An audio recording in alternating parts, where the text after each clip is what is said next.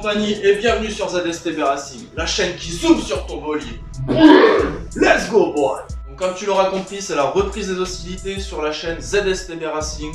Aujourd'hui on démarre une nouvelle vidéo, elle aura pour titre Mécanique auto, réalité vs fiction, tu vas vite comprendre pourquoi.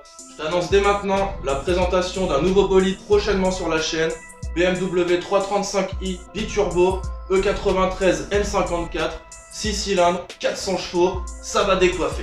Alors de quoi parle-t-on aujourd'hui? Je vais pas te parler de l'Audi, je vais pas te parler de la Mini, je vais te parler de la Mercedes. Donc on est sur un W204 C220, on a un gros souci de pièces adaptables qui ne sont pas adaptées du tout au véhicule. Je te dis de quoi il en sort, c'est parti, let's go! Allez, on reprend notre calme et notre sérieux habituel. Donc qu'est-ce qui se passe dans l'atelier ZSTB Racing? Donc c'est un joyeux bordel, je vais pas te le cacher. On est sur le remplacement d'un berceau arrière d'une Mercedes W204. On va commencer par définir le problème qu'il y avait sur ce berceau. Donc les points d'attache du demi-train ont été arrachés. Donc c'est un véhicule qui a environ 400 000 km. Donc on va pas lui en vouloir.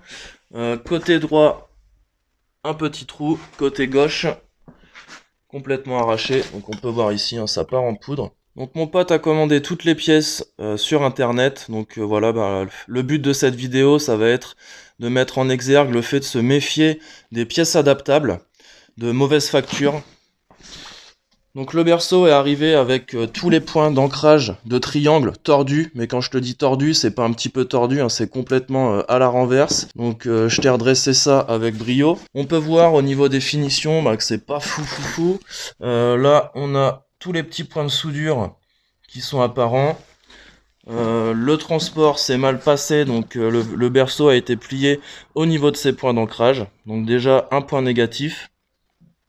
Étant donné qu'on attend des pièces à plus en finir, que les délais de livraison sont complètement abusés, je me suis dit hier je vais commencer par remplacer les petites pièces qui ne sont pas présentes sur le berceau adaptable, telles que les fixations de frein à main, la fixation avant du pont arrière, voilà quelques petites pièces comme celle-ci, la fixation là aussi des câbles de frein à main.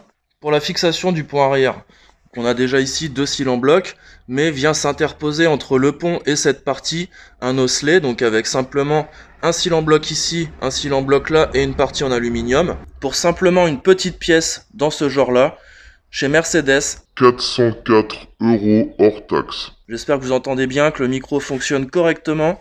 On reprend sur la malfaçon du berceau adaptable. Donc sur le berceau d'origine, on peut voir ici le cil en bloc qui est bien en place dans son logement avec deux grosses rondelles aux extrémités. Donc on va le retirer.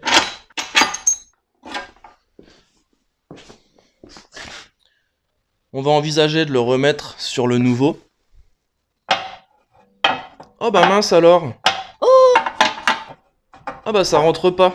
Donc j'ai mesuré au pied à coulisse, on a 7 mm d'écart entre ici et là. Donc impossible de rentrer le cil en bloc qui tient le pont, donc la fixation du pont avant,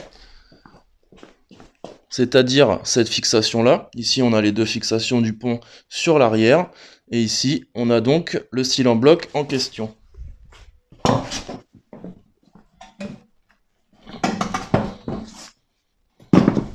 Donc ce matin je me suis aperçu aussi d'un autre problème, je sais pas si vous allez voir.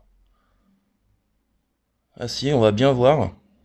Et bien là, on va pas pouvoir mettre la vis parce que la rondelle, elle est en contact en bas et le trou n'est pas exactement au bon endroit. Donc deuxième problème. Donc on a un problème d'épaisseur ici, de largeur, qui fait que le cil en bloc ne rentre pas. Mais on a aussi un problème, ne correspond pas ici pour mettre la vis. C'est donc un joyeux bordel que tu peux apercevoir ici. 13 jours d'immobilisation jusque là et on n'en a pas fini, sachant que le berceau ne correspond pas. On va devoir retrouver un autre berceau. Donc il nous a coûté le berceau environ 450 €. Je vous mets en garde sur la société qui nous a vendu le berceau, JS Motors Car Parts. Donc on va aller voir ensemble les commentaires sur internet, les différents avis, et puis je vous laisserai vous faire votre opinion. Donc, je me suis permis d'aller voir directement sur eBay via le site annonceur. Donc on est sur JS Motors Car. On se retrouve avec des commentaires en allemand. Bon, ça va pas être un souci, sachant qu'on peut traduire. Donc, on va prendre le premier commentaire venu. Donc, le vendeur, impossible de joindre au téléphone. L'essieu n'a pas été envoyé après une demande, donc est arrivé beaucoup trop tard. Mauvais emballage. Support sur l'essieu plié en raison d'un mauvais emballage. Deuxième commentaire. Malheureusement, livraison tardive. Quasiment aucune communication possible. Donc là, comment on fait à l'heure d'aujourd'hui avec un berceau qu'on a payé 500 € pratiquement et qu'on ne peut pas monter. On peut voir ici que les triangles étaient absents dans le colis.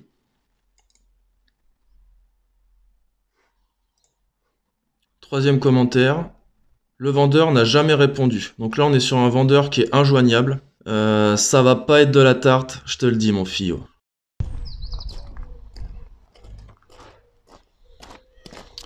Je vous retrouve de nouveau à l'atelier, donc là on est bloqué. On est complètement bloqué. Il y a des pièces partout. Un autre point, donc là on avait commandé tout le kit de biellettes en aluminium.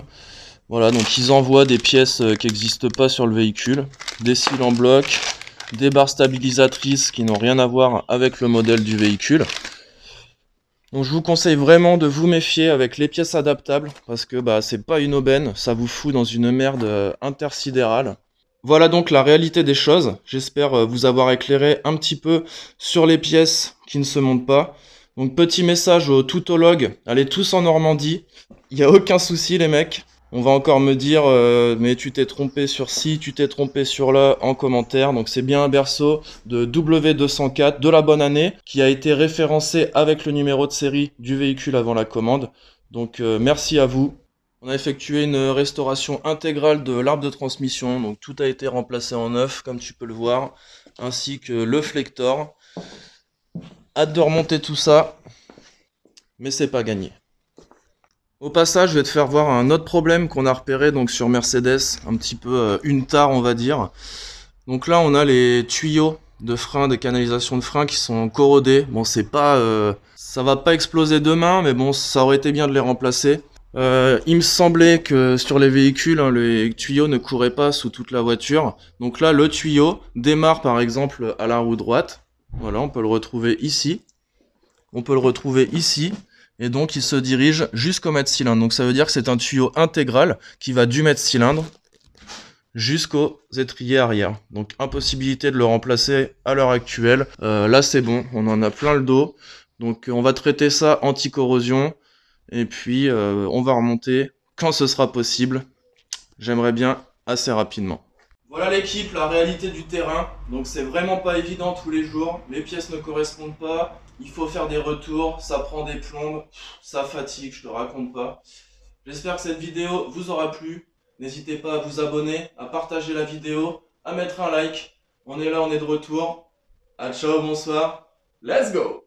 Allez, pour le plaisir des yeux, je viens d'effectuer une resto mode de l'intérieur. Donc on a repeint le tableau de bord avec un bleu effet martelé, donc c'est vraiment très sympathique. Les intérieurs en noir mat avec un petit covering sur la partie basse.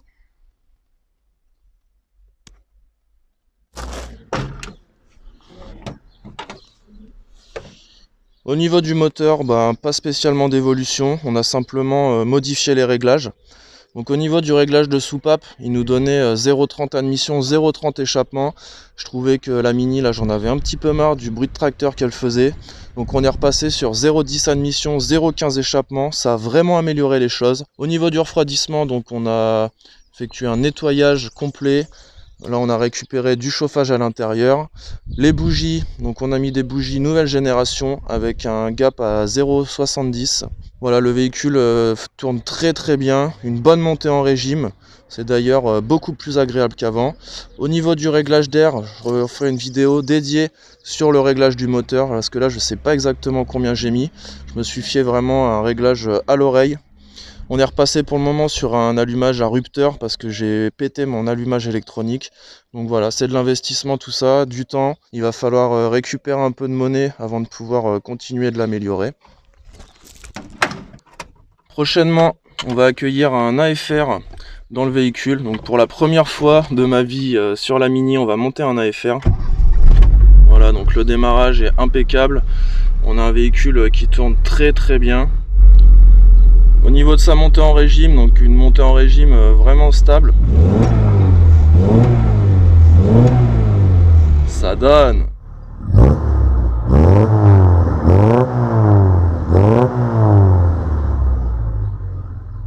Si t'es intéressé par la Mini, on se retrouve dans un épisode dédié au véhicule. On estime que la plupart des humains n'utilisent que 10% de leur capacité cérébrale. Imaginez si nous pouvions atteindre 100%. Ça commencerait à devenir intéressant. Voilà, je m'appelle Nadine, j'ai eu tous vos travaux sur le cerveau humain. C'est vrai? Bah non, du con, je suis ta voisine. Il y a ta bagnole qui me gêne, donc tu la bouges ça. Hein, sinon, c'est mes sandjacks dans tes roupettes. Ça fait longtemps que vous jouez du piano. Depuis que j'ai 6 ans, Polo. C'est incroyable, j'ai jamais vu ça. Elle utilise moins de 1% de ses capacités cérébrales. Et ça continue de chuter. Mais qu'est-ce qui se passera quand elle aura atteint 0%? Je n'en ai aucune idée. Elle sera la femme la plus bête de l'univers. Mais je ne suis pas sûr que l'humanité soit prête pour ça.